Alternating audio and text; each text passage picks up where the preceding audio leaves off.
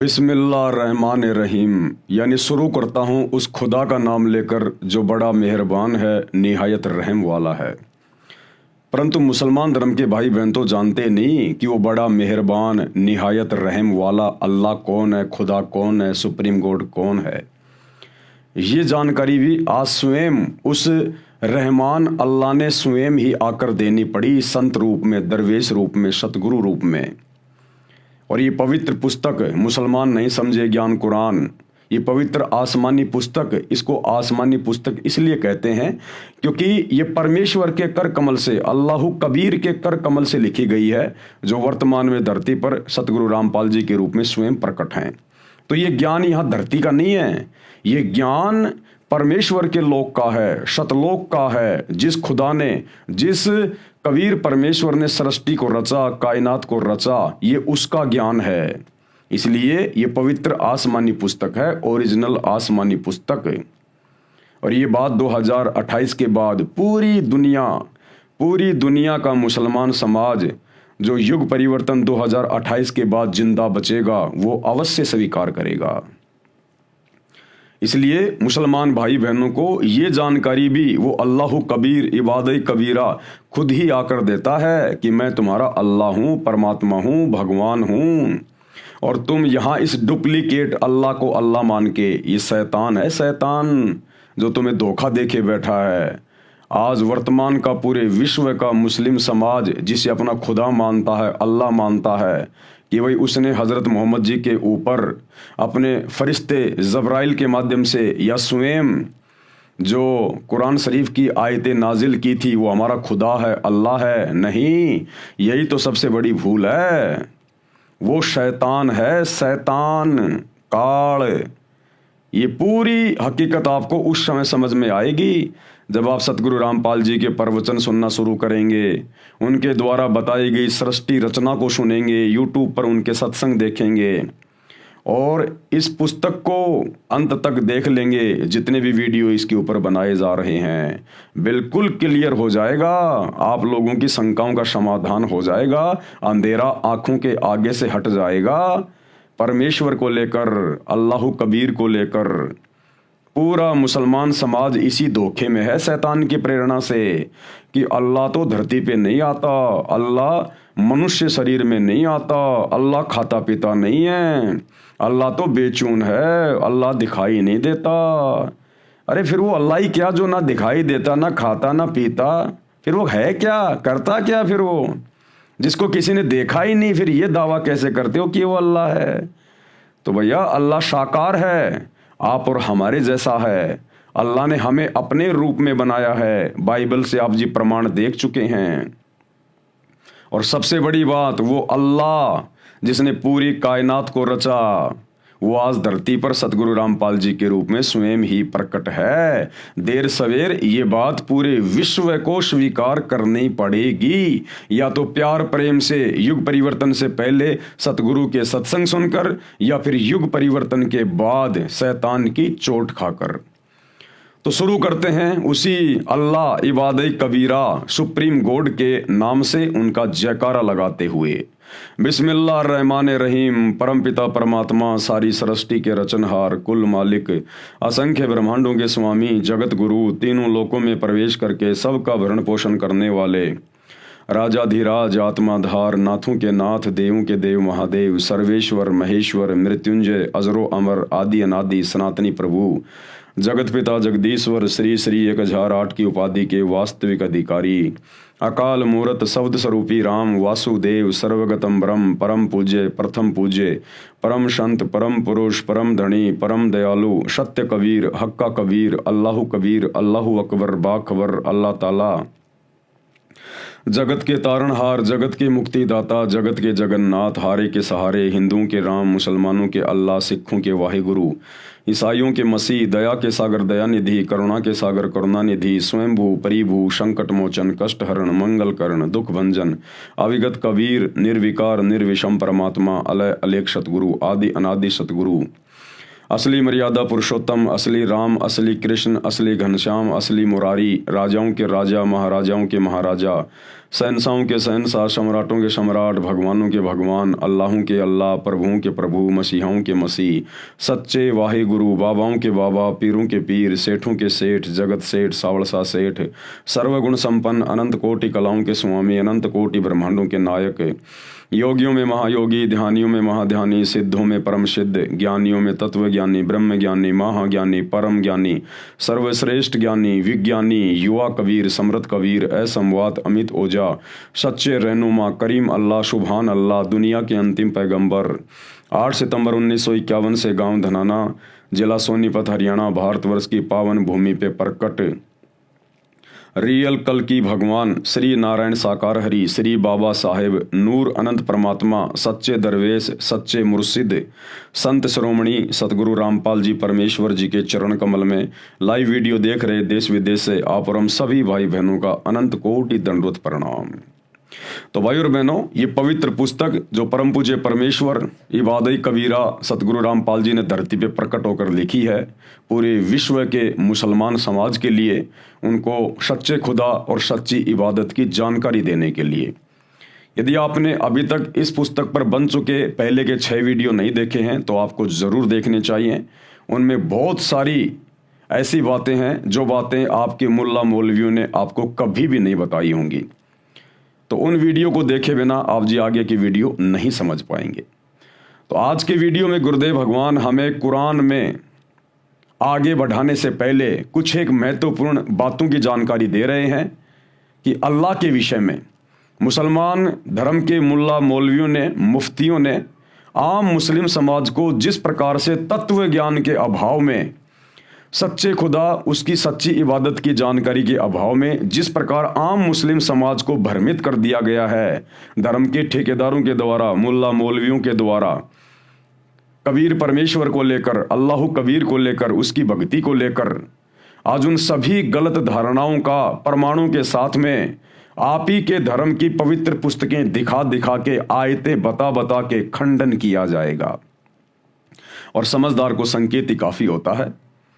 और जब तक शंकाओं का समाधान नहीं होगा तब तक आप भक्ति नहीं कर पाओगे। और सूक्ष्म वेद 5वें वेद में कहा गया है कि मां मुंडू उस संत की जिससे संशय ना जाए, कि धिक्कार है उस संत को, उस धर्म गुरु को जो समाज की शंकाओं का समाधान ना कर सके। कहते मां मुंडू उस संत की जिससे संशय ना जाए, काल खात है थोड़े बहुत, शंका सब जग को खाए। ये काल तो रोजाना 1 लाख ही खाता है, लेकिन ये शंका ये पूरी दुनिया को खाए बैठी है, किसी को सही भक्ति नहीं करने दे रही है।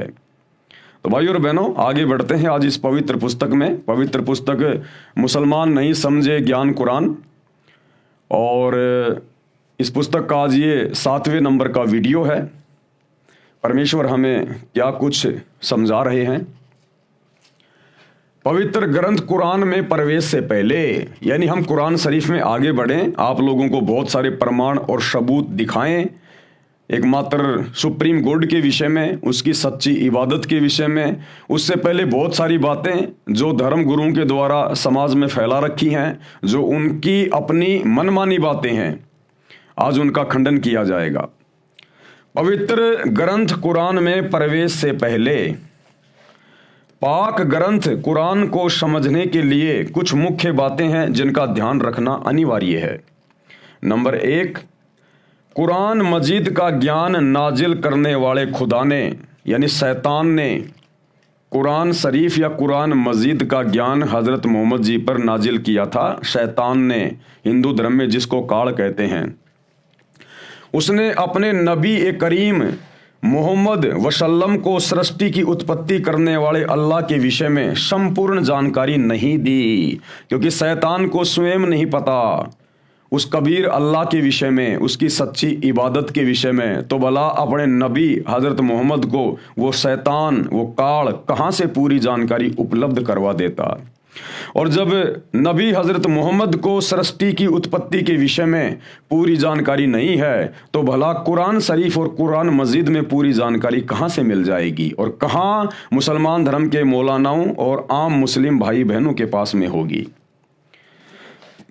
इसका प्रमाण है सूर फुरकानी 25 आयत नंबर 59 में लिखा है कि हे मोहम्मद, अल्लाह ने सारी कायनात को 6 दिन में उत्पन्न किया, फिर आसमान में तख्त सिंहासन पर जा बैठा। उसकी खबर यानी संपूर्ण जानकारी किसी बाखबर यानी जानकार यानी तत्वदर्शी संत से पूछो। मुसलमान भाई जिसे अपना अल्लाह कहते हैं, खुदा कहते हैं, शैतान, अगर उसके पास में संपूर्ण जानकारी होती उस सुप्रीम गॉड के विषय में, पूरी सृष्टि की रचना के विषय में, सच्ची इबादत के विषय में, मोक्ष के विषय में, तो सूरत फुरकानी 25 आयत नंबर 59 में वो ये बिल्कुल भी ना कहता अपने नबी हजरत मोहम्मद को कि जिस अल्लाह ने 6 दिन में आसमान और ज़मीन के बीच में जो भी कुछ था उसको रचा और 7वें दिन तख्त यानी सिंहासन पे जा विराजा, उसकी खबर किसी बाखबर से जा पूछो। अगर उस डुप्लीकेट अल्लाह उस शैतान को पता होता तो वो किसी बाखबर से जाकर पूछने की बात नहीं कहता, नीचे एक आयत और लिख देता कि वो सुप्रीम गॉड, वो अल्लाह कबीर कहाँ रहता है, क्या करता है, कैसे मिलता है और क्या उसकी इबादत की प्रक्रिया है।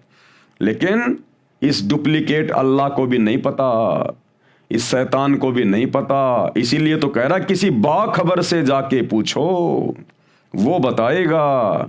इसका मतलब ना तो कंप्लीट ज्ञान मोक्ष का और कबीर परमेश्वर का, रियल खुदा का, ना तो हजरत मोहम्मद जी के पास है और ना ही कुरान शरीफ में, कुरान मस्जिद में है, और ना मुसलमान भाइयों के डुप्लीकेट अल्लाह के पास में है। फिर बेचारे आम मुस्लिम भाई बहनों के पास में ये ज्ञान कहाँ से आएगा। तो भाई और बहनों, वो बाखबर जिसके विषय में कहा जा रहा है कि उससे जाकर पूछो पूरी जानकारी अल्लाह के विषय में, उसकी सच्ची इबादत के विषय में, वो बाखबर वर्तमान में धरती पर सतगुरु रामपाल जी के रूप में प्रकट है। पूरे विश्व के मुसलमानों का सौभाग्य है अगर अपना आत्म कल्याण करवा सकते हैं तो। उसी बाखबर को गीता जी में तत्वदर्शी संत की संज्ञा दी गई है, अध्याय 4 श्लोक नंबर 34 में। ये वही खुदा है डुप्लीकेट जिसने गीता जी का भी ज्ञान दिया है। हिंदू धर्म में इसको काल कहते हैं। इसने अर्जुन से कहा, श्री कृष्ण जी के शरीर में प्रेतवश प्रवेश करके गीता जी का ज्ञान बोलते समय, कि अगर तुझे उस परम सनातन धाम की प्राप्ति करनी है जहाँ जाने के बाद भगत कभी लौटकर इस संसार में नहीं आता, जन्म और मरण में नहीं आता, उसके लिए तू किसी तत्वदर्शी संत की खोज कर। वो तत्वदर्शी संत तुझे बताएगा कि पूर्ण मोक्ष कैसे होगा। तो इस शैतान को, इस काल को कंप्लीट जानकारी नहीं है अध्यात्म के विषय में, पूर्ण परमात्मा के विषय में। नंबर 2, सूर अस-सूरा 42 आयत नंबर 1 और 2 में कोड वर्ड यानी जो मुक्ति के मंत्र हैं, जो मोक्ष के मंत्र हैं, जिनको जपने से मुक्ति होगी, चाहे हिंदू हो चाहे मुसलमान हो, पूरे विश्व का मानव जब तक उन 3 मंत्रों को प्राप्त नहीं करेगा जो मुसलमान धर्म की पवित्र पुस्तक में लिखे हुए हैं। कहाँ? सूर अस-सूरा 42 आयत नंबर 1 और 2 में, लेकिन वो कोड वर्ड में हैं, सांकेतिक शब्द हैं। उनका ज्ञान किसी मुसलमान को नहीं है। जो अहम है यानी बहुत ही महत्वपूर्ण है। आयत नंबर 1 में क्या लिखा है? हा मीम। इन 2 शब्दों का विश्व के किसी भी मुसलमान के पास कोई जवाब नहीं है। हा और मीम का मतलब क्या होता है, ये भी सतगुरु रामपाल जी ने ही समझाया है, जो पिछले वीडियो में आप जी को बता दिया गया है। और ऐन सीन काफ, ये हैं वो 3 मंत्र, लेकिन ये कोड वर्ड में हैं, ये सांकेतिक हैं। ऐन सीन काफ ये जपने के मंत्र नहीं है। सतगुरु रामपाल जी बताएंगे कि ऐन क्या मंत्र है, इसके पर्दे के पीछे कौन सा कोड वर्ड है, सीन क्या है और काफ क्या है। वो 3 मंत्र क्या हैं जिनके जपने से पूर्ण मुक्ति होगी, मोक्ष होगा, जन्म मरण का रोग समाप्त होगा, नरक में जाने से बच सकते हो, 84 में गधे कुत्ते सूअर बनने से बच सकते हो। यही 3 मंत्र गीता जी अध्याय 17 श्लोक नंबर 23 में लिखे हुए हैं। ओम तत् सत, क्योंकि दोनों ग्रंथों का ज्ञान देने वाला डुप्लीकेट अल्लाह वही है, शैतान। तो ना हिंदुओं को पता कि ओम तत्सत का क्या मतलब है, और ना विश्व के किसी मुसलमान और मौलानाओं को पता कि ऐन सीन काफ क्या है। और मुसलमान धर्म के अनुवादकों ने तो यहां तक लिख दिया कि इन आयतों का अर्थ तो अल्लाह ही जानता है। तो भाई वो अल्लाह आज धरती पे आ चुका है और उस अल्लाह ने इन तीनों का भेद खोल दिया है। उस अल्लाह ने पूरी जानकारी निकाल के रख दी है, नींबू की तरह निचोड़ के रख दिया। मुसलमान धर्म की पुस्तकों को जो सार ज्ञान था वो निकाल के दे दिया है। और कई हजारों की संख्या में मुसलमान भाई बहन सतगुरु रामपाल जी से उपदेश लेकर अपनी आत्मा का कल्याण करवा रहे हैं, और ये 3 मंत्र ऐन सीन काफ इसका जाप कर रहे हैं।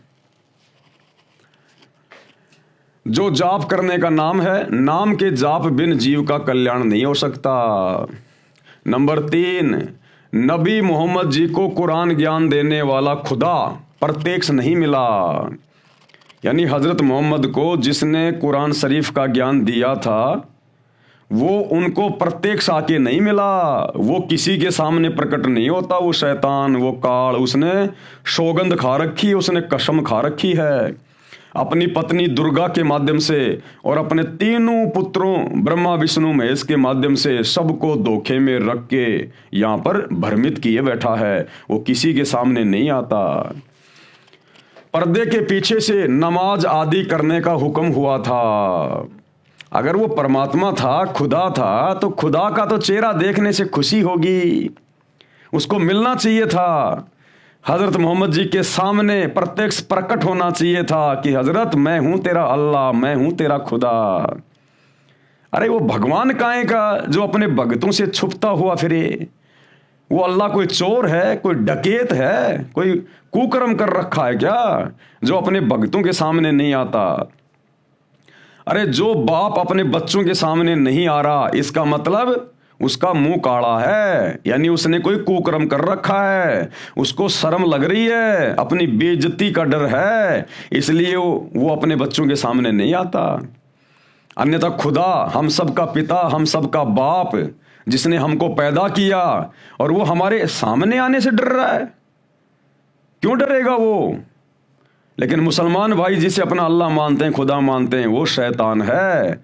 जब आप सतगुरु रामपाल जी के द्वारा बताई गई सृष्टि रचना को पढ़ेंगे, यूट्यूब पर जाकर वीडियो देखेंगे, सृष्टि रचना संत रामपाल जी, तो ये शैतान, ये काल कौन है जिसे मुसलमान भाई अपना खुदा मानते हैं, अल्लाह मानते हैं? ये क्यों किसी के सामने नहीं आता? इसने क्या गलती कर रखी है उस परमेश्वर के दरबार में, जिस कारण से उस अल्लाह कबीर ने, ओरिजिनल गॉड ने इसको श्राप दे रखा है, जिस कारण से ये किसी के सामने नहीं आता।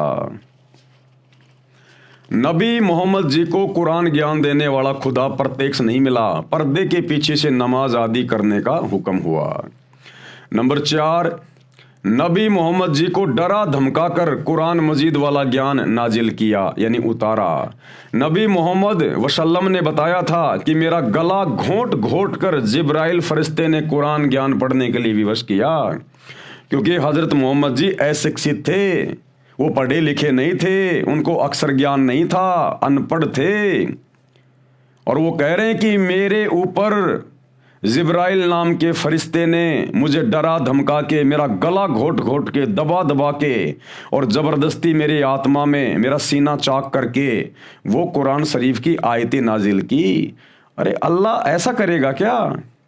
अल्लाह अपने बच्चों को कभी दुख देगा, तकलीफ देगा क्या? अल्लाह इस प्रकार से मार मार के कुरान शरीफ पढ़ाएगा क्या अल्लाह? ये तो शैतान के काम है, काल के काम है। पिता कभी अपने बच्चों को दुख नहीं देता, दर्द नहीं देता। अरे वो खुदा, उसके पास तो असंख्य सिद्धियां हैं, वो तो 1 सेकंड में अपने नबी का दिमाग चेंज कर दे, अनपढ़ को पढ़ा के रख दे, डरा धमका के, सीना चाक करके, अंदर आयतें डालना, फरिश्तों के माध्यम से डराना धमकाना। बेचारे हजरत मोहम्मद जी के पसीने छूट जाते थे, थर थर कांपा करता था डर के मारे जब उसके ऊपर आयतें नाजिल होती थी।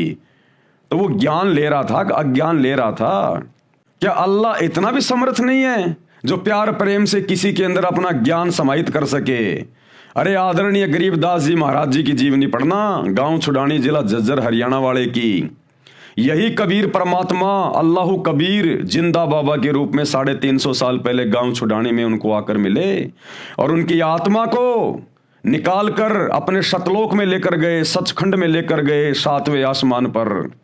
उनको सारे ब्रह्मांड दिखाए, ब्रह्मा विष्णु महेश दिखाया, काल दिखाया, ये शैतान दिखाया, दुर्गा दिखाई, इनके लोक दिखाए, अपने सचखंड में लेके गए।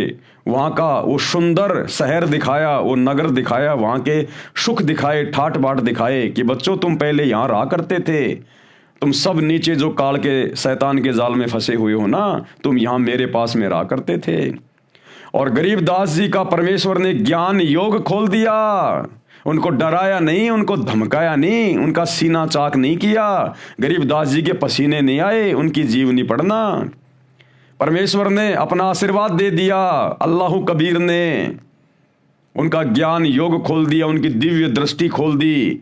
वो ज्ञान, वो घटनाएं लाखों साल करोड़ों साल पहले की और आगे की गरीबदास जी की आंखों के सामने यों की यों चित्रित हो रही हैं। और गरीबदास जी ने 24,000 वाणियों से युक्त और विश्व की सभी भाषाओं के शब्दों से युक्त अमर ग्रंथ सदग्रंथ साहिब की रचना की। ये होता है ज्ञान देना अल्लाह के द्वारा। और एक हजरत मोहम्मद को ज्ञान दिया गया, आयतें नाजिल की गई, डराया, धमकाया, गला घोटा गया, पसीने छूट गए, बेचारे के बुखार चढ़ जाता था। तो वो शैतान था, वो शैतान काल, अल्लाह नहीं था। आप लोगों को विश्वास के लिए कहीं किसी के मन में शंका ना रह जाए कि भाई सतगुरु रामपाल जी अपनी पुस्तक में यूं ही लिख रहे हैं हमको भ्रमित करने के लिए, क्योंकि चाहे हिंदू हो चाहे मुसलमान हो, ये मुल्ला मौलवी किसी को सच्चाई बताते नहीं तो फिर इनका धार्मिक धंधा खत्म हो जाएगा, इनकी रोजी रोटी पे संकट आ जाएगा। और आम मुस्लिम, आम हिंदू बेचारा इन ग्रंथों को कभी पढ़ता नहीं, कभी सच्चाई से वो परिचित नहीं हुआ। तो भाइयों और बहनों, सच्चाई अब खुदा आके बता रहा स्वयं धरती पे, सतगुरु रामपाल जी। और अपनी आंखों से देख लो, ये जीवनी हजरत मोहम्मद जी की है सल्लल्लाहु अलैहि वसल्लम। ये सतगुरु रामपाल जी ने नहीं लिखी है, ये सैकड़ों वर्षों से आप मुसलमान भाई लिख रहे हैं, आप लोग इसको पढ़ रहे हैं। और किसने लिखी है देख लो, मोहम्मद इनायतुल्लाह शुबानी इसके लेखक हैं। जीवनी हजरत मोहम्मद सल्लल्लाहु अलैहि वसल्लम, मोहम्मद इनायतुल्लाह शुबानी, अनुवाद नसीम गाजी फलाही। ये टेलीफोन नंबर है जहाँ से हम लोग खरीद के लाए थे, Madina Islamic book depot centre 273 Ramganj Bazar Jaipur, ये उनके मोबाइल नंबर हैं। कहीं आप सोचो कि पवन दास ने अपने घर से बना दी होगी। मरकजी मकतबा इस्लामी पब्लिशर्स नई दिल्ली 110025। ये सारे सब कुछ इनके कॉपीराइट वगैरह, ईमेल वगैरह, कहाँ से छपी है, क्या एड्रेस है, ये सारा सब कुछ लिखा हुआ है ताकि किसी को कोई शंका ना हो। और इस पुस्तक में जब हम आगे बढ़ेंगे, पेज नंबर 70 पे, पेज नंबर 70 पे जब आप बढ़ोगे, 70, 71, 72, ये 3 पेज इसके पढ़ के देख लेना। जिस समय हजरत मोहम्मद जी के ऊपर शैतान के द्वारा, उस डुप्लीकेट अल्लाह के द्वारा आयतें नाजिल की गई थी जब्राइल फरिश्ते के माध्यम से, तो क्या हालत हो गई थी बेचारे की, हजरत मोहम्मद की। मन में तरह तरह के विचार गूंजने लगते, आपको अपने बारे में शक होने लगता, कहीं मैं मानसिक रोगी तो नहीं। बेचारी की ये हालत हो गई थी, डर के मारे हजरत मोहम्मद सोच रहा है कि कहीं मैं पागल तो नहीं हो गया, कहीं मैं मानसिक रोगी तो नहीं हो गया। अरे भगवान, अगर खुदा अगर किसी को मिलेगा और अपना ज्ञान देगा, आयतें उतारेगा, तो ऐसी हालत हुआ करती है क्या भगत की, जैसी बेचारे हजरत मोहम्मद की हो गई। इतना मानसिक संतुलन खो बैठा, डिस्टर्ब हो गया पागलों की तरह। उसकी जीवनी में लिखा जा रहा है, क्या कह रहे हैं, मन में तरह तरह के विचार गूंजने लगते, आपको अपने बारे में शक होने लगता, कहीं मैं मानसिक रोगी तो नहीं, कहीं मुझ पर भूत प्रेतों का कोई असर तो नहीं है। अरे भूत प्रेतों का ही तो असर था। ये शैतान मुसलमान जिसे अपना अल्लाह समझते हैं, ये भूतों का सरदार ही तो है, ये प्रेतों का सरदार ही तो है शैतान। कहीं भूत प्रेतों का कोई असर तो नहीं। आपने अपनी बीवी खदीजा को सारा हाल सुनाया, दिल पर जो बीत रही थी वह भी बताया। खदीजा ने सारी बातें ध्यान से सुनी, फिर आपको ढारस बधाई, आपको हिम्मत दी। और क्या बोली? मेरे जीवन साथी आप फिक्र ना करें, आप जैसे सज्जन पर शैतान कैसे काबू पा सकता है? अरे उसने तो पा लिया। फिर जब रमजान आया तो आप सलल यानी हजरत मोहम्मद जी पहले की तरह फिर गुफा में चले गए, हर चीज से कटकर चिंतन मनन और इबादत में लग गए। इबादत करता किसकी बेचारा? इबादत करने को थी नहीं उसके पास में। किसी समय घर वाले भी आ जाते, वे आपको देखकर अपनी आंखें ठंडी करते और कुछ खाना पानी रख जाते। यानी गुफा में जाके, हीरा की गुफा में जाके और समाधि लगा के बैठ जाया करता था, क्योंकि ये अच्छी आत्मा थी। ये शंकर जी के लोक से आई हुई आत्मा थी। हजरत मोहम्मद जी शंकर जी के गण थे, तो इनको भक्ति करने की वो तड़फ थी, लेकिन मार्ग इनको मिल नहीं रहा था। हर चीज से कटकर चिंतन मनन और इबादत में लग गए। किसी समय घर वाले भी आ जाते, वे आपको देखकर अपनी आंखें ठंडी करते और कुछ खाना पानी रख जाते। बेचारे घर वाले आ जाते और देख जाते कि हाँ भाई भगत जी ठीक ठाक बैठे हैं, कोई दिक्कत ताकत नहीं है इनको फिलहाल, तो घर वाले भी थोड़ा सब्र करते। गरीब और जरूरतमंद भी आते रहते, आप उनकी भी मदद करते। इसी तरह रमजान के कुछ दिन बीत गए। एक दिन आप सलल गुफा में आराम कर रहे थे, सुबह का सुहाना समय था। अचानक एक फरिश्ता दिखाई दिया। अब वो जबरील आ गया, शैतान के द्वारा भेजा गया फरिश्ता।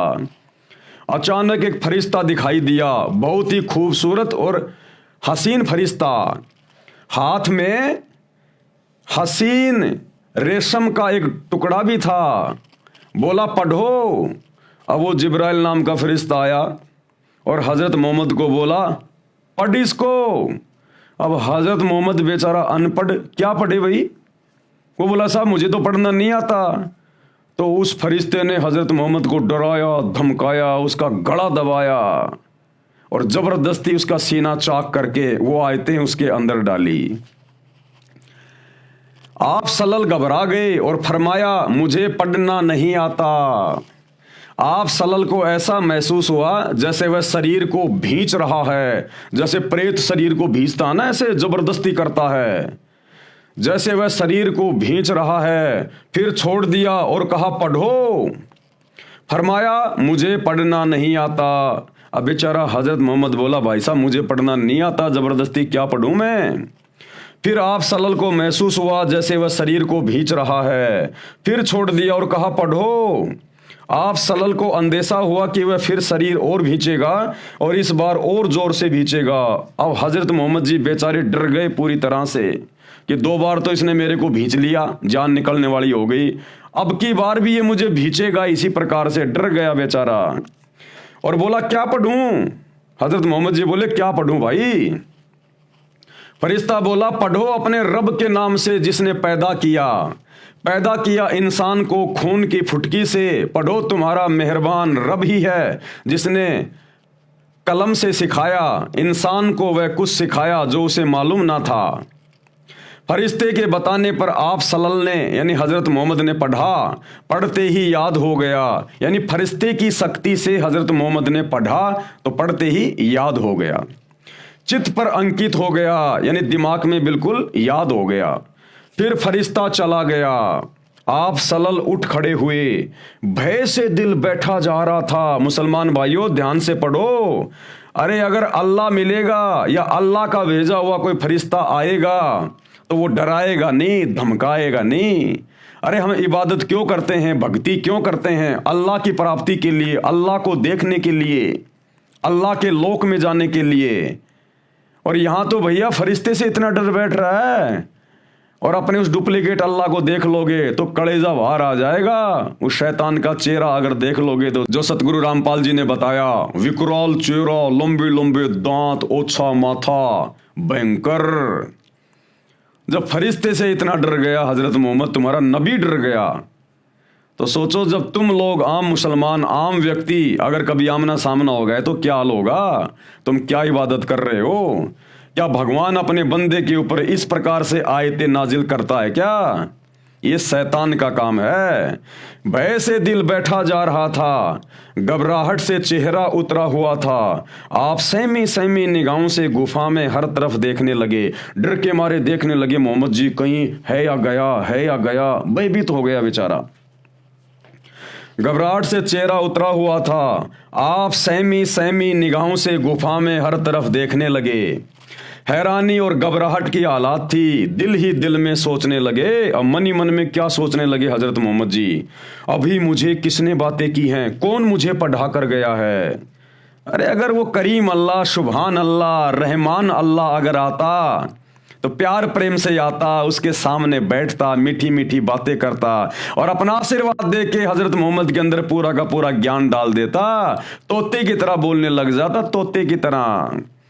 जब आप सतगुरु रामपाल जी के सत्संग सुनना शुरू करेंगे तो आपको पता चलेगा ये कबीर परमेश्वर, कबीर अल्लाह जब 650 साल पहले बनारस के काशी में आए थे, 120 साल तक लीला करके सहशरीर अपने सतलोक गए थे।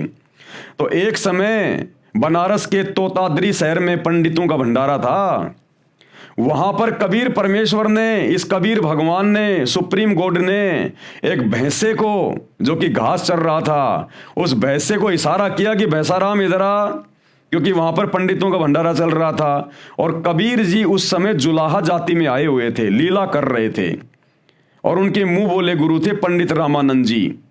तो ब्राह्मणों को पता था कि पंडित रामानंद जी आएंगे तो वो कबीर भी आएगा, और कबीर नीची जाति का है, ब्राह्मणों के भंडारे में अगर वो भोजन करने गया तो हमारी तो बेइज्जती हो जाएगी। तो पंडितों ने एक तरीका खोजा कि उस कबीर को दूर करने का एक ही तरीका है, कबीर है जुलाहा, अनपढ़ है, उसको वेदों का पता नहीं, तो हम एक शर्त रखेंगे कि भैया ब्राह्मणों के भंडारे में जो भोजन करेगा वो चारों वेदों के एक एक श्लोक सुनाएगा। तो कबीर को तो आते नहीं श्लोक, वो पंडित ऐसा सोच रहे थे और हमारी ये बला टल जाएगी, कबीर दूसरे भंडारे में जाके भंडारा कर लेगा। तो जैसे कबीर जी भंडारे में जाने लगे, पंडित उन्हें रोक दिया, बोला जी 4 वेदों के एक एक श्लोक सुनाओ। तो कबीर जी ने, अल्लाह कबीर ने, इस समर्थ भगवान ने, मुसलमानों ध्यान देना, क्या होता है ज्ञान देना, क्या होता है दिव्य दृष्टि खोलना, क्या होता है आयतें नाजिल करना। इस कबीर अल्लाह ने, सुप्रीम कोर्ट ने, एक भैंसाराम घास चर रहा था, केवल हाथ का इशारा किया था, भैंसाराम इधर आना। उनको तो हाथ का इशारा करने की भी जरूरत नहीं थी, लेकिन वो तो उन पंडितों को दिखाने के लिए परमेश्वर ने कहा भैंसाराम इधर आ। तुरंत वो भैंसाराम, वो भैंसा तुरंत आ गया और खड़ा हो गया अपने परमेश्वर के सामने। और कबीर जी ने कहा कि भैंसाराम, इन पंडितों को चारों वेदों के एक एक श्लोक सुना दे। तो भैंसाराम ने तुरंत इंसानी भाषा में बोलना शुरू कर दिया। उस जानवर ने आशीर्वाद दिया था, कबीर जी ने थपकी मारी थी पीठ पे, उसने इंसानी भाषा में बोलना शुरू कर दिया, संस्कृत में। और वो श्लोक सुनाए जो वेदों में लिखे थे कि तुम्हारे सामने खड़ा है ये कबीर अल्लाह, ये कबीर देव, यही है सारी सृष्टि का मालिक। फिर कबीर परमेश्वर ने कहा कि भाई भैंसाराम, ये 4 वेदों के 4 मंत्र जो तूने पंडितों को संस्कृत में सुनाए है ना, बेटा इनका हिंदी में भी अनुवाद करके बता दे इन पंडितों को, कहीं इनको शंका ना रह जाए कि भैंसाराम को हिंदी में अनुवाद करना नहीं आता। तो भैंसाराम ने हिंदी में अनुवाद किया कि ये तुम्हारे सामने जो खड़ा है ना, ये सारी सृष्टि का रचयिता है, पूरी कायनात का, ये कबीर देव, ये कबीर अल्लाह है ये। उसके बाद वो पंडित बिल्कुल शर्मिंदे हो गए और कबीर जी से उपदेश लिया, अपनी भक्ति शुरू कर दी। अरे तो वो कबीर भगवान, वो सुप्रीम गॉड, वो ओरिजिनल अल्लाह जब एक जानवर को, एक भैंसे को आशीर्वाद दे के संस्कृत बुलवा सकता है इतनी आसानी से, तो बताओ फिर हजरत मोहम्मद जी को यदि वही अल्लाह, सुप्रीम गॉड, अल्लाह कबीर यदि आयतें नाजिल कर रहा था या अपने फरिश्ते के माध्यम से करवा रहा था, तो उस अल्लाह ने भैया अपने बंदों को डराने की, धमकाने की, भयभीत करने की जरूरत नहीं है। ये शैतान था जो हजरत मोहम्मद जी को आयतें नाजिल करवा रहा था, और इसका यही तरीका होता है। भय से दिल बैठा जा रहा था, घबराहट से चेहरा उतरा हुआ था। आप सहमी सहमी निगाहों से गुफा में हर तरफ देखने लगे। हैरानी और घबराहट की हालत थी। दिल ही दिल में सोचने लगे, अभी मुझे किसने बातें की हैं, कौन मुझे पढ़ा कर गया है।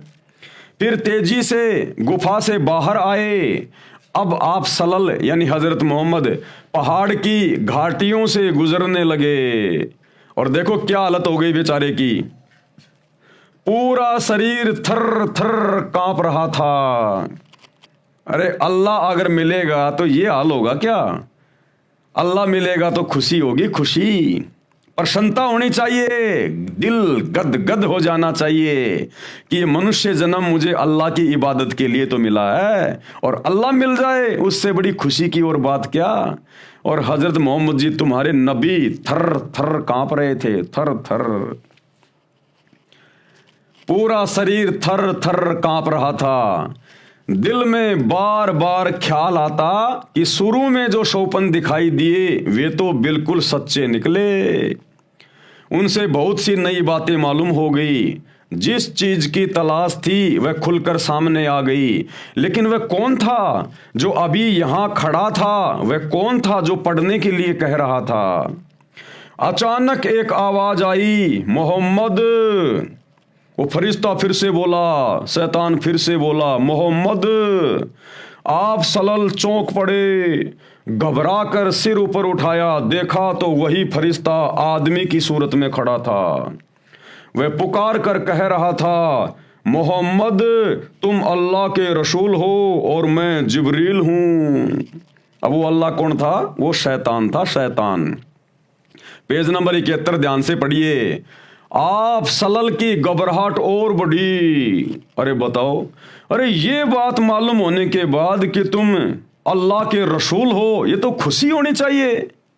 आज पूरा मुसलमान समाज ये कहकर कि हमारे नबी हजरत मोहम्मद अल्लाह के रसूल थे, पैगंबर थे, बड़ी खुशी खुशी बातें बोलते हैं। तुम्हारा पैगंबर तो ये बातें सुन के डर गया था, वो तो घबरा गया था बेचारा, पसीने से थर थर हो रहा था, डर के मारे रोंगटे खड़े हो गए। बताओ, रोंगटे भी खड़े हो गए हजरत मोहम्मद के, इतना डर गया।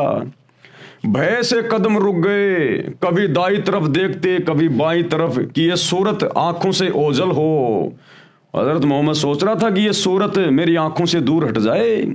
और बताओ, भगवान को या भगवान के किसी फरिश्ते को ये कहा जाता है कि मेरी आंखों से दूर हो जा, मैं डर रहा हूं, मैं तो मर जाऊंगा, बस दूर हो जा मेरी आंखों से। तो कौन हो सकता हो? विचार करो मुसलमान भाइयों। ये मुल्ला मौलवी तुम्हारे को हकीकत नहीं बताएंगे, सच्चाई नहीं बताएंगे जो तुम्हारे धर्म की पुस्तकों में हजरत मोहम्मद जी की जीवनी में लिखी हुई है। लेकिन जिधर देखते वही दिखाई देता, जिधर मुंह करते वही मौजूद होता। आगे बढ़े या पीछे हटें, नजरें नीची करें या ऊपर उठाएं, हर तरफ और हर जगह वही फरिश्ता दिखाई देता। देर, बहुत देर हो गई। आप सल्लल्लाहु इसी प्रकार थर थर कांपते रहे और ना जाने क्या क्या सोचते रहे, यानी मन में भय, डर। उधर बीवी खजीदा ने गुफा में आप सल्लल्लाहु के पास आदमी भेजा। आप सल्लल्लाहु वहां ना मिले, रिश्तेदारों के यहां दिखवाया, वहां भी ना थे, यहां वहां आदमी दौड़ाया, लेकिन न मिलना था और ना मिले। फरिश्ता चला गया। आप सल्लल्लाहु यानी हजरत मोहम्मद खजीदा के पास आए और देखो क्या हाल हो गया बेचारे का। भय से कांपते हुए और पसीने में नहाते हुए आते ही फरमाया, मुझे कुछ उड़ा दो, कुछ उड़ा दो। वो कहते ना कि बेचारे के जाडा चढ़ गया, जाडा, सर्दी चढ़ गई हजरत मोहम्मद के, इतना भयभीत हो गया तुम्हारे अल्लाह को देख के, शैतान को देख के, शैतान के फरिश्ते को देख के। वो शैतान तो किसी के सामने आता ही नहीं है, उसके द्वारा भेजे गए उस फरिश्ते को देख कर भी इतना भयभीत हो गया। तो सोचो, जिस दिन मुसलमानों तुम अपने उस डुप्लीकेट अल्लाह के दर्शन कर लोगे, शैतान के काल के, तुम्हारा कलेजा निकल के आ जाएगा बाहर।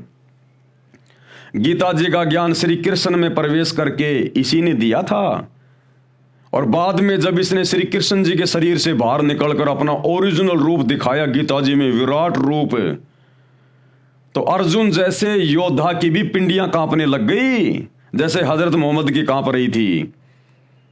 और अर्जुन ने कहा कि भगवान अपनी लीला को समेट लो, हे हजार हाथों वाले, हे सहस्त्राबाहु, अपनी लीला को समेटो और अपने उसी चतुर्भुज रूप में दर्शन दो, मेरा कलेजा फटा जा रहा है। वो वही शैतान था, वही खाड़ था जिसने अपना फरिश्ता हजरत मोहम्मद के पास में भेजा था। अरे अल्लाह, भगवान, परमात्मा, जिसका नाम सुनते ही आत्मा को ठंडक होती है, हम तो तरसते हैं उसके दर्शन के लिए। और भगवान अगर किसी को मिल जाए तो यह हालत हुआ करती है क्या? ये तो जैसे कोई भूत प्रेत मिल जाए, कोई जंगली जानवर मिल जाए, कोई शेर भेड़िया सामने आ जाए, तब आदमी की हालत हुआ करती है ऐसी, जैसे हजरत मोहम्मद जी की हो गई थी। तो वो अल्लाह नहीं था मुसलमान भाइयों, शैतान था, शैतान। फिर क्यों इबादत कर रहे हो तुम? अरे उसी अल्लाह के पास जाने के लिए तो इबादत कर रहे हो। अरे उसी जन्नत में जाने के लिए तो तुम इबादत कर रहे हो जहां हमारा अल्लाह मिलेगा। क्या करोगे उस अल्लाह को देख के? तुम्हारा कलेजा फट जाएगा जब तुम्हारे नबी की हालत हो गई। तुरंत बीवी खदीजा ने चादर उड़ा दी। आप सल्लल्लाहु अलैहि वसल्लम की ये हालत देखकर वे बहुत घबरा गई। अब सोचो, जिसकी पत्नी भी अपने पति की हालत देख के इतनी घबरा गई हो, तो सोचो उस समय तुम्हारी नबी की क्या हालत हो गई होगी उस शैतान को देख के, जिब्राइल को देख के। दिल में तरह तरह के अंदेशे उमड़ने लगे। क्या आपकी तबीयत खराब हो गई?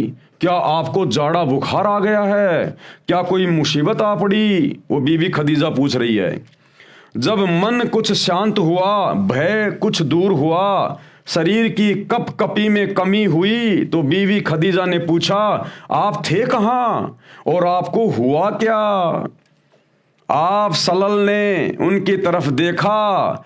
ऐसा महसूस हो रहा था जैसे आप बेबस होकर रह गए, मानो मुसीबतों का पहाड़ टूट पड़ा हो। बताओ, मुसीबतों का पहाड़। अरे अगर अल्लाह किसी को मिलेगा तो मुसीबतों का पहाड़ टूटेगा या फिर खुशी की कोई सीमा नहीं रहेगी। अरे अल्लाह, भगवान तो अपने भगत के ऊपर आने वाले मुसीबतों के पहाड़ को टालता है, और यहां तुम्हारे हजरत मोहम्मद के ऊपर तुम्हारे अल्लाह ने मुसीबतों का पहाड़ तोड़ दिया। ये तो उल्टा हो गया, बिल्कुल उल्टा काम शैतान करता है।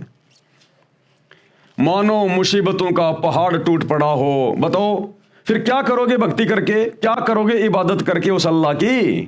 क्यों मस्जिदों में धक्के खा रहे हो, मज़ारों पे धक्के खा रहे हो? जब उसकी भक्ति करने से, आमना सामना होने से मुसीबतों का पहाड़ टूटता है, तो क्यों ऐसी बेवकूफ़ी कर रहे हो फिर तुम भक्ति करके? जब तुम्हारे नबी के ऊपर मुसीबतों का पहाड़ टूट गया तो तुम्हारा क्या हाल होगा? खदीजा, मैं तुम्हें क्या बताऊं कि मुझे क्या हुआ? फिर जो कुछ देखा था वह बयान किया। बीबी खदीजा थी बहुत समझदार। ये बातें सुनकर जरा भी न घबराई। उन्होंने आप सल्लल्लाहु को बहुत ही इज्जत की नज़र से देखा। उनके चेहरे पर यकीन और इत्मीनान की मुस्कुराहट थी। फिर आप सल्लल्लाहु को इत्मीनान दिलाया। बोली, चचा के लाडले, खुश हो जाइए और जो कह रहे हैं करते रहिए। यानी वो शैतान जो तुझे कह रहा है ना, वैसा ही करता रहे। तो भाई और बहनों, ये पूरी राम कहानी आप लोगों की आंखों के सामने है कि किस प्रकार से डरा धमका के उस अल्लाह के आदेश से, डुप्लीकेट अल्लाह के आदेश से, शैतान के आदेश से, और जिब्राइल नाम के फरिश्ते ने उस अनपढ़ हजरत मोहम्मद को डरा धमका के, भींच भींच के और ज़बरदस्ती ये कुरान का ज्ञान उनके दिमाग में डाला। तो ये अल्लाह के कर्म नहीं होते। अगर अल्लाह के कर्म देखने हैं, अल्लाह की शक्ति, उसकी रहमत देखनी है, आदरणीय गरीबदास जी की जीवनी पढ़ लेना, आदरणीय दादू जी की जीवनी पढ़ लेना। दादू जी को भी वही कबीर अल्लाह जब वे 7 साल की उम्र में थे उनको मिले थे आकर, और ऐसे उनकी आत्मा को अपने लोक में ले गए, सब कुछ दिखाया और उनको दिव्य दृष्टि दे दी, पूरा का पूरा ज्ञान उनके अंतःकरण में डाल दिया। जैसे दादू जी वापस अपने शरीर में आए 3 दिन बाद, पूरा का पूरा ज्ञान ऐसे वाणियों में, दोहों में बोलने लग गए। दादू नाम कबीर की, जय कोई ले वह ओट हैं, और उसको कबूल लागे नहीं काल बजर की चोट। जो कबीर जी का नाम ले लेगा, उसकी भक्ति करेगा, उसको इस काल की, शैतान की कभी चोट नहीं पड़ेगी। और हजरत मोहम्मद को शैतान अपने फरिश्ते के माध्यम से भींच भींच के, डरा डरा के और जबरदस्ती ज्ञान दे रहा है। तो ये शैतान के कर्म हैं, शैतान के कर्म। ये पेज नंबर 72 है भाई और बहनों। ये थोड़ी देर बाद आपको दिखाएंगे, ये दूसरे मैटर से संबंधित है। अब हम वापस चलते हैं वहीं पर। मुसलमान नहीं समझे ज्ञान कुरान, गुरुदेव भगवान क्या बता रहे हैं। नबी मोहम्मद जी को डरा धमकाकर कुरान मजीद वाला ज्ञान नाजिल किया, यानी उतारा गया। नबी मोहम्मद वसल्लम ने बताया कि मेरा गला घोंट घोंट कर जिब्राइल फरिश्ते ने कुरान का ज्ञान पढ़ने के लिए विवश किया। अभी आपने जीवनी हजरत मोहम्मद से अपनी आंखों से देख लिया। तीसरी बार जब गला भींचा तो लगा कि मेरी जान निकल जाएगी। एक प्रकार की वह यानी संदेश जब आती थी तो उसमें नबी जी को बहुत कष्ट होता था। जब एक आयत आती थी, एक संदेशा आता था, तो कहते हैं हजरत मोहम्मद को बड़ा कष्ट होता था, जबरदस्ती उसके अंदर डाला जाता था। यह शैतान के कर्म है। यह वह जब आती थी वह यानी संदेशा, तो घंटियां बजती सुनाई देती थी।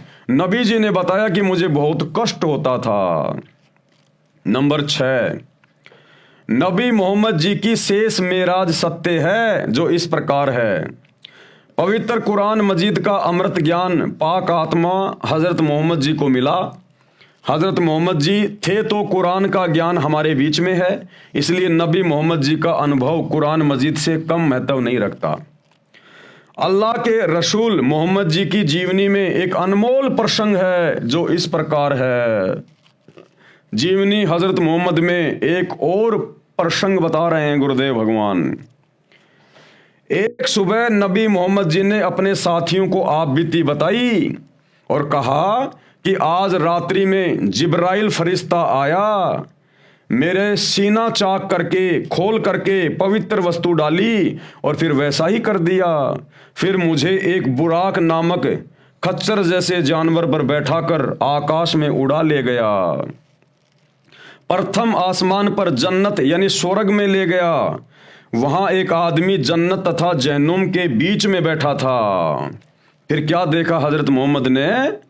वहां एक आदमी नरक और स्वर्ग यानी जन्नत और जहन्नुम के बीच में बैठा हुआ था और कभी बाईं तरफ देख के रोता था तो कभी दाईं तरफ देख के खुश हो रहा था।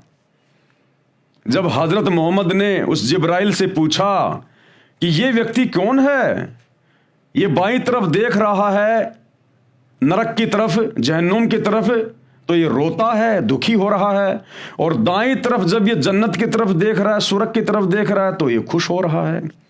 तो जिब्राइल ने कहा, ये तुम इंसानों का बाप हजरत आदम है। हजरत आदम इधर बाईं तरफ जहन्नुम में इसकी वो संतान है जो इसकी बात नहीं माना करती थी, भक्ति नहीं किया करती थी। तो जब उनको नरक में पड़ा हुआ देख रहा है, दुख उठाते हुए देख रहा है, चीखते चिल्लाते देखता है, तो ये रो रहा है, दुखी हो रहा है।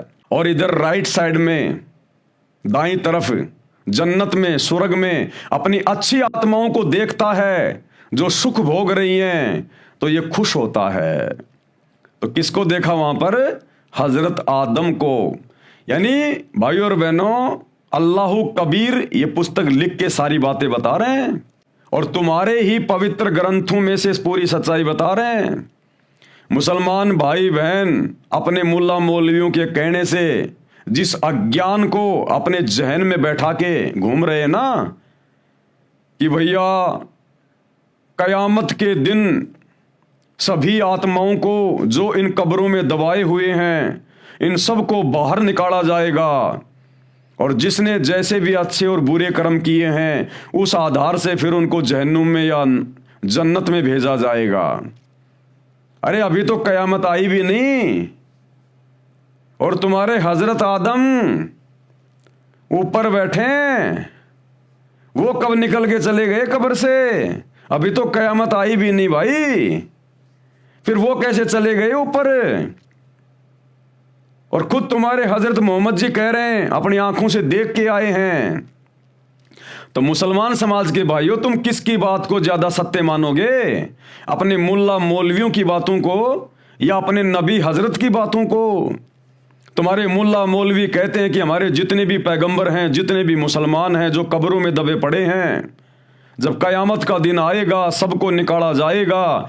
जिसने अच्छे कर्म किए हैं वो जन्नत में जाएगा और जिसने बुरे कर्म किए हैं वो जहन्नुम में जाएगा। उधर बाई तरफ जहन्नुम में, नरक में हजरत आदम की बद संतान दुख भोग रही हैं, नरक में पड़ी हुई है। और दाई साइड में, राइट साइड में, जन्नत में उसकी अच्छी संतानें सुख भोग रही हैं। तो तुम्हारा तो बाबा आदम भी कब्र से बाहर निकलकर ऊपर बैठा है, अभी कयामत तो आई नहीं, कैसे चला गया? और बाबा आदम की अच्छी संतानें और बुरी संतानें वो भी ऊपर बैठी हुई हैं, वो कब निकल के चली गई कब्रों से? अभी कयामत का तो दिन आया ही नहीं। खुद तुम्हारे नबी कह रहे हैं, अपनी आंखों से देखा हुआ हाल बयान कर रहे हैं। तो मुसलमानों तुम किसकी मानोगे, इन मुल्ला मौलवियों की या फिर अपने नबी की? तो भाई और बहनों विचार कर लेना इन बातों पे। ये मनमाना आचरण है जो तुम लोगों को मुल्ला मौलवियों के द्वारा पढ़ा दिया गया है। परमात्मा धरती पे आए हुए हैं संत रामपाल जी के रूप में, बेड़ा पार करवा लो, कुछ भी लेना देना नहीं है। क्या कह रहे हैं ध्यान से पढ़ लीजिएगा। प्रथम आसमान पर जन्नत यानी स्वर्ग में ले गया। वहां एक आदमी जन्नत तथा जहन्नुम के बीच में बैठा था। जन्नत स्वर्ग की ओर मुख करता था तो खिलखिलाकर हंसता था, तब जहन्नुम नरक की ओर देखता था तो फूट फूट कर रोने लगता था। मैंने यानी नबी मोहम्मद जी ने जिब्राइल फरिश्ते से पूछा कि हे जिब्राइल, ये आदमी कौन है तथा ये दाईं ओर मुख करता है तो खिलखिलाकर हंसता है तथा बाईं ओर देखता है तो रोने लगता है, कारण क्या है? जिब्राइल फरिश्ते ने बताया कि ये सब आदमियों का पिता आदम जी है। भाई और बहनों क्या बताया? ये सब इंसानों का पिता आदम जी है। बाईं ओर दोजख यानी नरक है, नरक में इसके बुरे कर्म करने वाली संतान है, वह नरक में कष्ट भोग रही है। अरे हजरत जी की बुरी संतानें कब पहुंच गई? वो तो कयामत के दिन जानी थी ना, वो कब्रों से निकल के कब उड़ के चले गए। जो अल्लाह के बताए भक्ति मार्ग पर नहीं चली उसे दुखी देखकर रोता है तथा दाईं ओर जन्नत है, उसमें इनकी वह संतान है जिसने अल्लाह के आदेश अनुसार इबादत की, जो महासुखी है, उसे देखकर खुशी से हंसता है। हजरत मोहम्मद जी ने आगे बताया कि जब मैं जिब्राइल के साथ बाबा आदम के निकट गया तो उन्होंने कहा कि आओ नेक नबी, नेक बेटे, ये कहकर मुझे सीने से लगाया। हजरत आदम जी ने हजरत मोहम्मद जी को अपने सीने से भी लगाया। अभी आपको जीवनी हजरत मोहम्मद से दिखाएंगे, जीवनी हजरत मोहम्मद से। अरे फिर तो यकीन करोगे, क्या अपने नबी की आंखों देखी बात भी नहीं मानोगे मुसलमानों? फिर तुम काहे सच्चे खुदा की सच्ची इबादत कर रहे हो, जो अपने नबी की बात नहीं मान रहा और इन मुल्ला मौलवियों की झूठी बातों के ऊपर पूरा ध्यान लगा के बैठे हो? देखिएगा ये का ये प्रकरण ऐसा का ऐसा। वही पवित्र पुस्तक जीवनी हजरत मोहम्मद जो अभी आपको दिखाई गई थी, ये जीवनी हजरत मोहम्मद, इसका पेज नंबर 72, इस पर क्या लिखा हुआ है आपकी आंखों के सामने है। वहां कुदरत के जो जलवे देखे थे उनको भी बयान किया। आप सल्लल्लाहु ने फरमाया कि इस तरह हजरत जिब्रील अलैहि मुझे पहले आकाश पर ले गए। कौन कह रहा है? हजरत मोहम्मद, कि वो जो जिब्रील नाम का फरिश्ता था मुझे पहले आकाश पर ले गया, यानी जन्नत में ले गया, स्वर्ग में। वहां इंसानों के बाप हजरत आदम अलैहि मिले। देखो भाई, अपने नबी की तो बात मान लो कम से कम। आपके नबी हजरत मोहम्मद कह रहे हैं कि मुझे वहां कौन मिले? वहां इंसानों के बाप हजरत आदम अलैहि मिले। उनका हाल ये था कि जब दाईं ओर देखते थे तो खिल उठते और हंसने लगते, और बाईं ओर देखते तो मारे गम के आंसू भर लाते। यानी तुम्हारा हजरत आदम भी सुखी नहीं है। जिस जन्नत में जाने की तुम भक्ति कर रहे हो ना, अरे उस जन्नत में तुम्हारा हजरत आदम भी सुखी नहीं है। अरे तुम कहां से सुखी हो जाओगे? वो भी कभी रो रहा है, कभी दुखी हो रहा है, कभी हंस रहा है। तो जिस जन्नत में तुम्हारा, जिसे तुम अपना प्रथम नबी मानते हो, हजरत आदम, वो भी सुखी नहीं है। सुख का स्थान एक ही है, सतलोक सचखंड। मन तू चल रहे सुख के सागर, जहां शब्द सिंधु रत्नागर। चार मुक्ति जहां चंपी करती माया हो रही दासी, और दास गरीब अभय पद पर से वो मिले राम अविनाशी। वो सच्चा खुदा इबादई कबीरा, सुप्रीम गॉड अल्लाह कबीर। कहते हैं उसके सतलोक में, उसके सचखंड में वो परम सुख है। इस शैतान के लोक में चाहे जन्नत में जाओ चाहे कहीं भी जाओ, सुख नाम की चीज नहीं है। तो हजरत आदम खुद बेचारा दुखी, महादुखी, जन्नत में बैठ के भी रो रहा है, दुखी हो रहा है। तो बताओ तुम क्या करोगे उस जन्नत में जाके? तो क्या देखा उन्होंने? उनका ये हाल था कि जब दाईं ओर देखते तो खिल उठते और हंसने लगते, और बाईं ओर देखते तो मारे गम के यानी दुख के आंसू भर लाते। क्योंकि दाईं ओर उनकी नेक संतान औलाद के कर्म थे, और बाईं ओर बुरी औलाद के कर्म थे। हजरत आदम अलैहि ने आप सलल को देखा तो बोले, तुम्हारा आना मुबारक ए नेक नबी, ए नेक बेटे।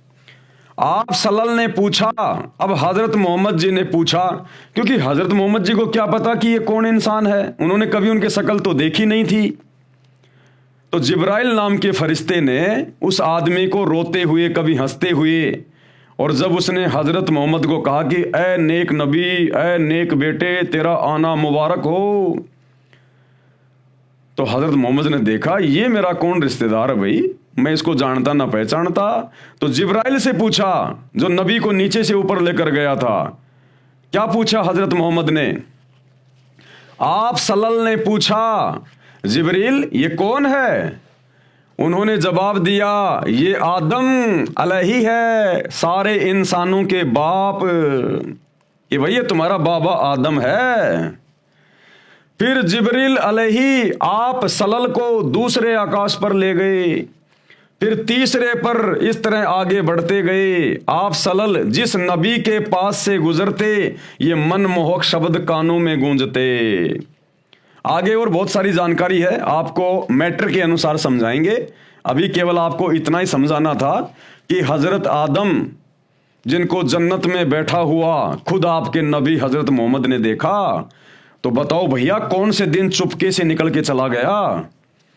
अरे वो तो कयामत के बाद में जाना था ना। तुम्हारा नियम बता रहे हो तुम मुसलमान भाई कि जब कयामत हो जाएगी उसके बाद इन कब्रों में जितने भी मुसलमान लोग सो रहे हैं, गड़े हुए हैं, इन सबको बाहर निकाला जाएगा, और जिसने अच्छे कर्म किए हैं वो जन्नत में ले जाया जाएगा, जिसने बुरे कर्म किए हैं वो जहन्नुम में ठोका जाएगा। ठीक है भैया, जिसने अच्छे कर्म किए वो तो चला गया जन्नत में तुम्हारे अनुसार, जिस मुसलमान ने बुरे कर्म किए वो चला गया नरक में, जहन्नुम में। अब मुझे ये बताओ, जो मुसलमान पागल है, मेंटली डिस्टर्ब है, ना उसको अच्छे कर्मों का पता ना उसको बुरे कर्मों का पता, अरे वो कहां जाएगा? अरे वो मुसलमान कहां जाएगा जिसको ना अच्छे कर्मों का पता ना जिसको बुरे कर्मों का पता? तो कोई मुल्ला मौलवी इन बातों का जवाब नहीं दे पाता। और वो मुसलमान कहां जाएंगे भाई जो मां के पेट में ही मर गए, गर्भ में। अरे औरतों के बच्चे पेट में खराब हो जाते हैं ना, तो वो मुसलमान कहां जाएंगे जो मां के गर्भ में ही मर गए? बताओ वो जन्नत में जाएंगे या जहन्नुम में जाएंगे? वो छोटे छोटे बच्चे जो कोई 4 साल का होके मरा है, कोई 10 साल का होके मरा है, जिसको ना अच्छे कर्मों का पता था ना जिसको बुरे कर्मों का पता था, वो बच्चे कहां जाएंगे फिर, जहन्नुम में या जन्नत में? तो इन बातों का किसी मुसलमान मुल्ला मौलवी के पास में कोई जवाब नहीं होता। तो भाई और बहनों, ये तुम्हारे ऊपर आशीर्वाद बरस रहा है अल्लाह कबीर का, सतगुरु रामपाल जी भगवान का। अगर इस शैतान के षड्यंत्र से बाहर निकल सकते हो तो मुसलमान भाइयों निकल जाना, एक गोल्डन चांस है। अल्लाह किसे कहते हैं, एक बार सतगुरु रामपाल जी से उपदेश लेके पहले उनका ज्ञान समझो, सत्संग सुनो घर बैठे मोबाइल पर, और फिर एक बार उनसे उपदेश लेकर भक्ति करके देखो, तुम्हारे को वो अकल्पनीय सुख मिलेंगे जिन सुखों की कल्पना कभी हजरत आदम ने भी की थी लेकिन मिले नहीं।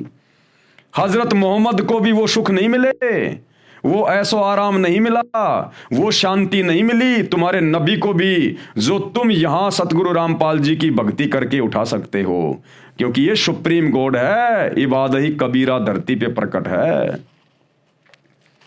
हजरत मोहम्मद जी ने आगे बताया कि जब मैं जिब्राइल के साथ बाबा आदम के निकट गया तो उन्होंने कहा कि आओ नेक नबी, नेक बेटे, ये कहकर मुझे सीने से लगाया। अभी आपने उनकी जीवनी में भी देख लिया और कौम की उन्नति करने का आशीर्वाद दिया। फिर जिब्राइल फरिश्ता मुझे आगे जन्नत में ऐसे स्थान पर, दूसरे आसमान पर ले गया जहां पर नबियों की जमात बैठी थी। अब लो जी, तुम्हारे सारे नबी तो ऊपर बैठे हैं। अरे भैया, ये सारे नबियों की जमात बैठी हुई थी वहां पर, हजरत मोहम्मद जी ने अपनी आंखों से देखा। अरे भाई, अभी कयामत तो आई नहीं, वो दिन तो आया नहीं, फिर ये नबियों की जमात, यानी ये नबियों की भीड़, नबियों की मंडली जो हजरत मोहम्मद जी ने वहां पर अपनी आंखों से देखी, अरे वो कब कब्रों से निकल के चली गई। मुसलमान भाइयों, आप लोगों को मूर्ख बनाया जा रहा है शैतान के द्वारा। ये मुल्ला मौलवी सब शैतान के प्रभाव में है। सच्चे खुदा की सच्ची इबादत कर लो, सतगुरु रामपाल जी की, नहीं तो बहुत बुरी बनेगी आने वाले समय में। जहां पर नबियों की जमात बैठी थी, हजरत दाऊद जी, अब कौन कौन से नबी बैठे थे वहां? हजरत दाऊद जी, हजरत मूसा जी, हजरत ईसा आदि 1,80,000 नबी वहां उपस्थित थे। उन्होंने मुझे विशेष सम्मान दिया, मैंने उन सबको नमाज अदा करवाई। इसके पश्चात जिब्राइल ने मुझे ऊपर जाने को कहा और जिब्राइल तथा बुराक दोनों वहीं रह गए। यानी उस शैतान की शक्ति से हजरत मोहम्मद अकेला ऊपर चला गया तथा वो जिब्राइल नाम का फरिश्ता और वो बुराक, वो खच्चर जैसा जानवर जिस पर बैठाकर हजरत मोहम्मद को ऊपर लेकर गया था, वो वहीं रह गए और शैतान ने केवल हजरत मोहम्मद को अपनी शक्ति से ऊपर बुला लिया। मैं अकेला, कौन? नबी मोहम्मद जी आगे गया, सीढ़ियां चढ़ी, तब पर्दे के पीछे से आवाज आई। अरे पर्दे के पीछे से आवाज देने की क्या जरूरत थी मेरा भाई? अगर तू अल्लाह था जहां हजरत मोहम्मद गया था और जिसने नमाज का आदेश दिया था, अगर वही सुप्रीम गॉड है, अल्लाहु अकबर अल्लाहु कबीर है, अरे तो पर्दे के पीछे से आवाज देने की क्या जरूरत थी? सामने आके बोलता ना, सामने आता, अपने नबी से मिलता, अपने नबी को प्यार करता, प्रेम करता, बढ़िया बढ़िया खाना खिलाता, और जो भी कोई देनी थी, नमाज, बंग, रोजा, जो भी कोई ज्ञान देना था, अपने नबी को देता।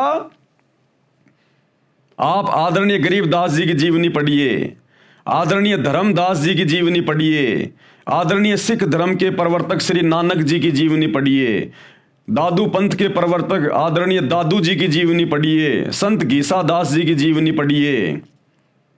इन सभी को परमात्मा अपने सतलोक में लेकर गया, धरती पर आकर संत रूप में, और सतलोक में उनको वहां सिंहासन पर बैठा हुआ दिखाया अपने आप को, आमने सामने, बीच में कोई पर्दा नहीं, तेजोमय शरीर, नर रूप, चमचमाता चेहरा, नूरी शरीर, एक रोमकूप में, यानी एक बाल में 1 करोड़ चंद्रमा, 1 करोड़ सूरज, इससे भी ज्यादा रोशनी, मनमोहक रोशनी। उस अल्लाह ने, कबीर अल्लाह ने अपने दीदार दिए वहां, अपने ओरिजिनल रूप के दीदार सतलोक में सभी आत्माओं को, और उनको प्यार दिया, उनको प्रेम दिया। सभी की आत्माएं अपने अल्लाह को देख के गदगद हो गई। तो हजरत मोहम्मद को अपनी शक्ति से फिर जिसने ऊपर लिया ना, और जो पर्दे के पीछे से आवाज लगा रहा है, वो शैतान है, शैतान, काल। जब आप सृष्टि रचना पढ़ेंगे सतगुरु रामपाल जी के कर कमल से लिखी हुई या उनके मुख कमल से बोली हुई उनके सत्संगों में, तब आपकी आंखें खुलेंगी। ये शैतान क्यों किसी के सामने नहीं आता? इसने सौगंध खा रखी है कि ये मेरा घटिया अटल नियम है, मैं किसी को अपने ओरिजिनल रूप में दर्शन नहीं दूंगा। आदमी का कलेजा फट जाएगा अगर इसका चेहरा देख लेगा तो। इसलिए पर्दे के पीछे से आवाज लगाई। अरे आवाज लगाई तो कोई इंसान ही तो होगा। गधे की आवाज में थोड़ी बोला था, हाथी की आवाज में थोड़ी बोला था। हजरत मोहम्मद केवल इंसानों की तो भाषा समझता था, गधे की भाषा थोड़ी समझता था। तो हजरत मोहम्मद को जो आवाज दी पर्दे के पीछे से, वो इंसान की तो आवाज थी। तो इंसान जैसा है ना वो, लेकिन वो सामने नहीं आता। उसका घटिया अटल नियम है, गीता जी में साफ साफ लिखा हुआ है। मैं अकेला यानी नबी मोहम्मद जी आगे गया, सीढ़ियां चढ़ी, तब पर्दे के पीछे से आवाज आई कि 50 नमाज प्रतिदिन करो तथा अपने अनुयायी से करवाओ, रोजा रखो यानी व्रत करो, अजान यानी बंग लगाओ, जाओ। मैं वापस आ गया। अब ये आदेश लेके हजरत मोहम्मद जी वापस आ गए। जिस स्थान पर सब नबियों की मंडली बैठी थी, मुझे देखकर मूसा जी आए। देखो तुम्हारे हजरत मूसा जी भी मिले हजरत मोहम्मद को, अपनी जीवनी में साफ साफ लिख रहे हैं। हजरत मूसा जी भी आए। अरे मूसा जी कब अपनी कब्र फोड़ के चले गए भाई? कयामत का दिन तो आया नहीं मुसलमानों, सवाल करो। जीवनी हजरत मोहम्मद को पढ़ के अपने मुल्ला मौलवियों से, जो तुम्हारे को शैतान के मुंह में ठोक रहे हैं उल्टी साधना करवा के, सवाल करो अपने मुल्ला मौलवियों से कि ये नबियों की जमात कौन से दिन पहुंच गई ऊपर? अभी तो कयामत का दिन आया ही नहीं। और अगर ये मुल्ला मौलवी तुम्हें भ्रमित करें कि नबी कभी भी जा सकता है, नबी कभी भी आ सकता है, नबियों के ऊपर कोई रोक टोक नहीं है, तो ठीक है भैया, चलो तुम्हारी बात बड़ी कर देते हैं कि नबियों के ऊपर कोई रोक टोक नहीं है। लेकिन वो हजरत आदम की वो बुरी संतानें, वो तो नबी नहीं थे, जो नरक में पड़े हुए थे, जहन्नुम में पड़े हुए थे। बाईं तरफ हजरत आदम उनको देख देख के रो रहा था कि इन नालायकों ने भक्ति क्यों नहीं करी, मेरी बातें क्यों नहीं मानी, ये नरक में कष्ट भोग रहे हैं। तो हजरत आदम की जो बुरी संतानें थी, जो नरक में दुख भोग रही थी, कष्ट भोग रही थी, अरे वो तो नबी नहीं थे, फिर वो कैसे पहुंच गए नरक में, जहन्नुम में? तो ये मुल्ला मौलवियों का पाखंड अब नहीं चलेगा। परमात्मा धरती पे आ गया, अल्लाह कबीर संत रामपाल जी के रूप में, सारे पत्ते खोल के रख दिए। अब जिसने अपना आत्म कल्याण कराना होगा वो तो भैया उनके सत्संग सुन के उनकी शरण में आ जाएगा। और बाकी जिसने शैतान का भोजन ही बनना है, गधा कुत्ता शोर बन के घूमना है, वो भैया करते रहो अपनी साधना। मैं वापस आ गया। जिस स्थान पर सब नबी मंडली बैठी थी, मुझे देखकर मूसा जी आए और पूछा कि अल्लाह ने क्या हुक्म फरमाया। मैंने हजरत मोहम्मद जी ने बताया कि मुझे तथा मेरी कौम को 50 समय नमाज करने का आदेश दिया है, तथा रोजा यानी व्रत तथा अजान यानी बंग लगाने को भी कहा है। तब मूसा जी ने कहा कि प्रतिदिन 50 वक्त नमाज कौम नहीं कर पाएगी, कि भैया दिन में 50 बार कौन नमाज करेगा? फिर खाएंगे क्या, कमाएंगे क्या, काम धंधा क्या करेंगे? वापस जाओ, थोड़ी बहुत कम करवा के लेके आओ, कुछ कम करवाओ, वापस जाओ, अर्ज करो। करते कराते अंत में 5 वक्त नमाज का हुक्म मिला कि भैया दिन में 5 बार तो करनी पड़ेगी। रोजा तथा अजान भी करना फरमाया, जो वर्तमान में किया जा रहा है। नबी मोहम्मद जी ने फिर बताया कि फिर जन्नत के नज़ारे दिखाने के लिए मुझे जिब्राइल फरिश्ता जन्नत में कई स्थानों पर ले गया, यानी स्वर्ग में घुमाने के लिए लेके गया। वहाँ की शोभा अनोखी है, यानी इस पृथ्वी लोक से वहाँ ज़्यादा सुख हैं। अनेकों नेक आत्माएं वहाँ निवास करती हैं। फिर जिब्राइल ने मुझे बुराक पर बैठाकर वापस ज़मीन पर छोड़ दिया। तब ये सत्य घटना बताई। जन्नत व जहन्नुम में जो कुछ वर्तमान में है उसके चश्मदीद गवाह यानी आई विटनेस नबी मोहम्मद जी हैं। यानी सतगुरु रामपाल जी परमेश्वर समझा रहे हैं कि मुसलमान भाइयों, तुम्हारी आंखों के सामने है उस जन्नत में, उस स्वर्ग में हजरत मोहम्मद जी ने अपनी आंखों से क्या क्या देखा। सारे नबियों को देखा, नबियों की जमात को देखा। हज़रत आदम से मिले, नबियों से मिले, हज़रत मूसा से मिले, हज़रत दाऊद से मिले, हज़रत ईसा से मिले, और हज़रत आदम की नेक संतानें भी वहाँ पर अपना कर्म भोग रही थी। मौलवी साहिबान तर्क देते हैं। अब ये मुल्ला मौलवी क्या बोलते हैं? भगत समाज को भ्रमित करने की दृष्टि से, अपने आधे अधूरे ज्ञान के आधार से मुल्ला मौलवी तर्क देते हैं कि बाबा आदम बाईं ओर बद संतान के कर्म देखकर रो रहे थे, दाईं ओर नेक संतान के कर्म देखकर हंस रहे थे। तो सतगुरु रामपाल जी कह रहे हैं कि उनकी संतान तो कब्रों में है। अरे मुल्ला मौलवियों, तुम्हारे अनुसार उनके संतानें तो अभी कब्रों में पड़ी हुई है। वो तो जब क़यामत का दिन आएगा कभी खरबों वर्षों बाद में, तब जाएंगी ऊपर। तो वहां कैसे पहुंच गई जिनको हजरत मोहम्मद जी अपनी आंखों से देख के आए हैं? ये जन्म और मरण का चक्कर, ये शैतान का अटल नियम है यहाँ का।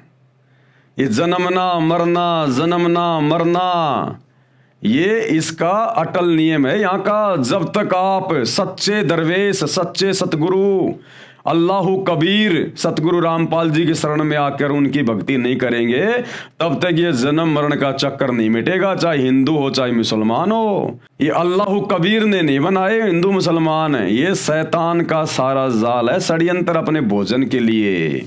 तो सतगुरु रामपाल जी समझा रहे हैं कि उनकी संतानें तो मुल्ला मौलवियों कब्रों में है। अरे ऊपर क्या देखा फिर? हजरत आदम को दीवारों की तरफ देख कर रो रहे थे क्या? लेखक का वितरक यह है, लेखक यानी अल्लाहु कबीर सतगुरु रामपाल जी ये समझाना चाहते हैं कि आपके नियम के अनुसार तो हजरत आदम जी से हजरत ईसा जी तक को भी कब्रों में रहना चाहिए था। जो नबी मोहम्मद जी ने ऊपर जन्नत में देखे और बातें भी की, उनको नमाज भी पढ़ाई।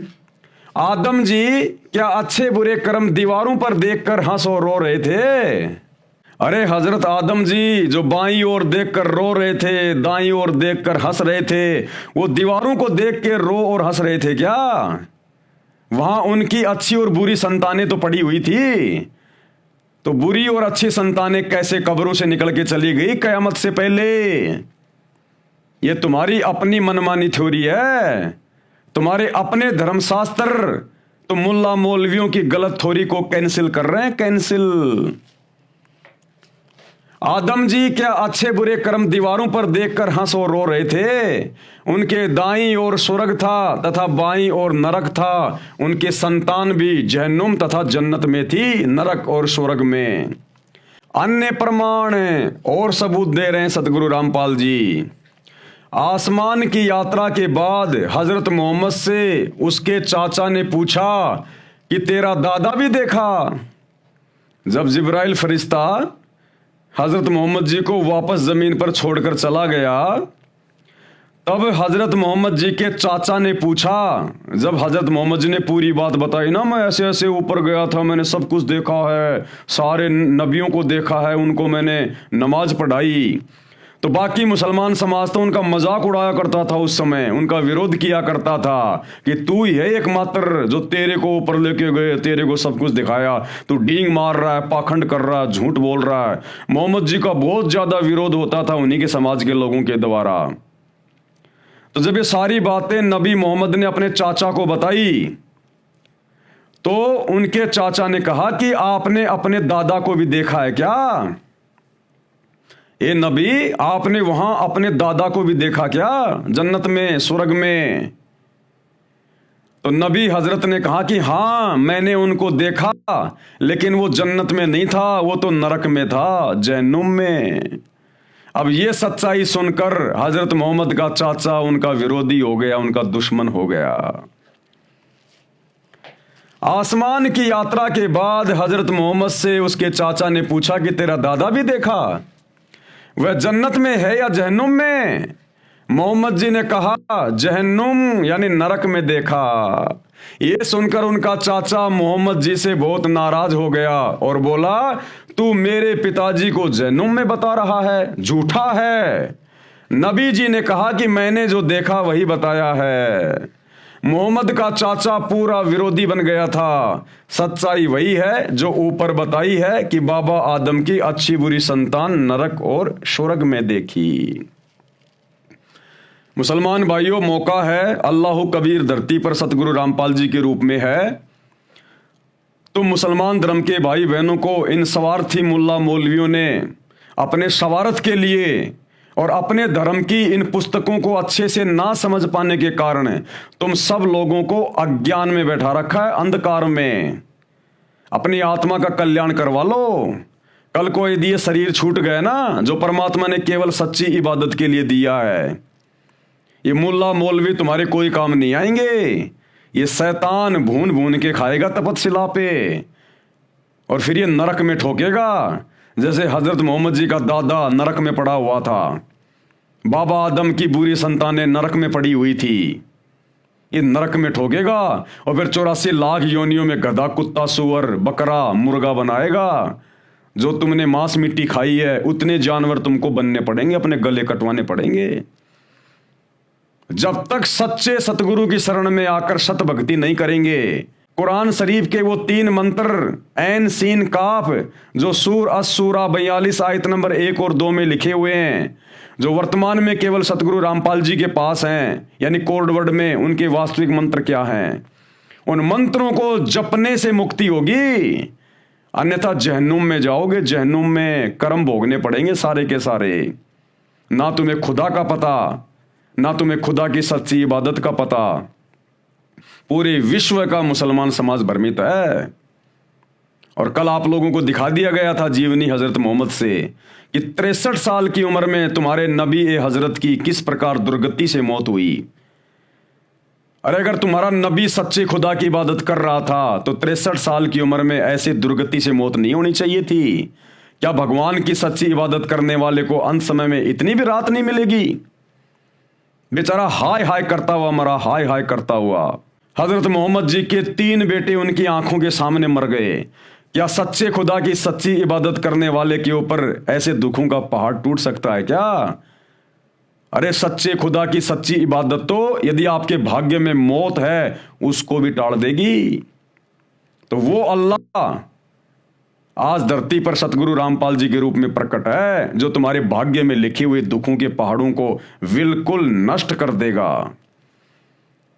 सबकी जेब में मोबाइल है, उसी अल्लाह के रहमो करम से यूट्यूब पर सतगुरु रामपाल जी के सत्संग सुनना शुरू कर दीजिएगा। और बात समझ में आ जाए तो भैया थोड़े बहुत दिनों की बात है, युग परिवर्तन का दौर चल रहा है, 2028 निर्धारित है।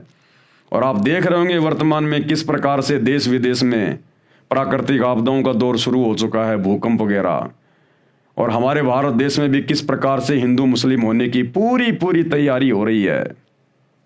घर से बाहर निकलना मुश्किल हो जाएगा। ये तुम्हारे मुल्ला मौलवी, तुम्हारे पीर पैगंबर, देवी देवता कोई काम नहीं आएंगे। सच्चे खुदा की सच्ची इबादत काम आएगी। और सच्चे खुदा से पूरा मुसलमान समाज मुंह मोड़ के बैठा हुआ है। तो भाई इस पाखंड से बाहर निकलो, मुल्ला मौलवियों के अज्ञान से बाहर निकलो। परमात्मा धरती पे आया हुआ है, पहचान करो, सत्संग सुनो, तभी पहचान हो पाएगी। बिना किसी के सत्संग सुने, उनके विचार सुने आप क्या निर्णय करोगे क्या सही है और क्या गलत है? तो भाई और बहनों, हमारी प्रार्थना है, केवल आपको जगा सकते हैं, संदेशा दे रहे हैं, मानना न मानना आपके अपने बुद्धि विवेक के ऊपर है। तो आज के वीडियो में हम केवल इतना ही लेंगे। कल हम इस पॉइंट पर चलेंगे, जन्म तथा मृत्यु पर विवेचन। यानी मुसलमान धर्म के मुल्ला मौलवी जो अपने धर्म ग्रंथों को ना समझ पाने के कारण पूरे समाज को भ्रमित करके बैठे हैं कि बारंबार जन्म और मृत्यु नहीं होती, बस एक बार ही जन्म मिलता है और मरने के बाद हम तो उनको कब्रों में दफना देते हैं। जब कयामत का दिन आएगा तब उनको कब्रों से अल्लाह के द्वारा बाहर निकाला जाएगा। जिनके अच्छे कर्म होंगे वो स्वर्ग में जाएंगे, जन्नत में जाएंगे। जिनके बुरे कर्म होंगे वो जहन्नुम में, नरक में जाएंगे। तो भैया मांस खाने वाले, मांस काटने वाले, ये अच्छे कर्म है क्या? अरे मांस काटना, मांस खाना ये अच्छा कर्म है क्या? तो इस आधार से तो भाई 99% मुसलमान भाई बहन जहन्नुम में जाएंगे। और जो मुल्ला मौलवियों ने अपनी थ्योरी बिल्कुल फाइनल कर दी है कि बार बार जन्म नहीं लेना पड़ता, भैया जब तक सतगुरु रामपाल जी की शरण में आकर सत भक्ति करके अपना मोक्ष नहीं करवा लोगे, तब तक भैया यहां तो अनिश्चित काल समय के लिए युगों युगों तक आपको इसी प्रकार से जन्म लेने पड़ेंगे। कभी इंसान के तो कभी गधे कुत्ते सूअर के, फिर नरक भोगना। ये प्रोसीजर काल की शैतान की इसी प्रकार से चलती रहेगी।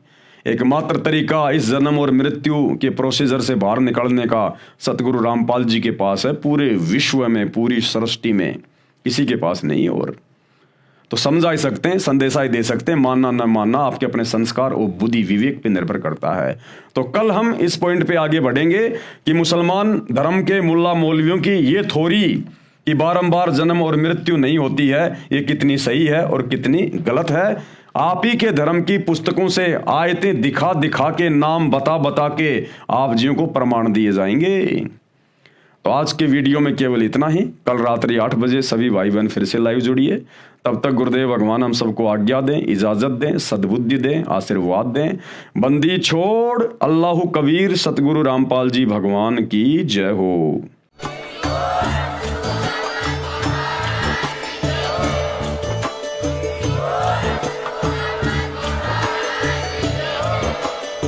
भाई जो गुरु बचन पे डट के, कट गे फंद 84 के, कट गे फंद 84 के, कट गे फंद 84 के।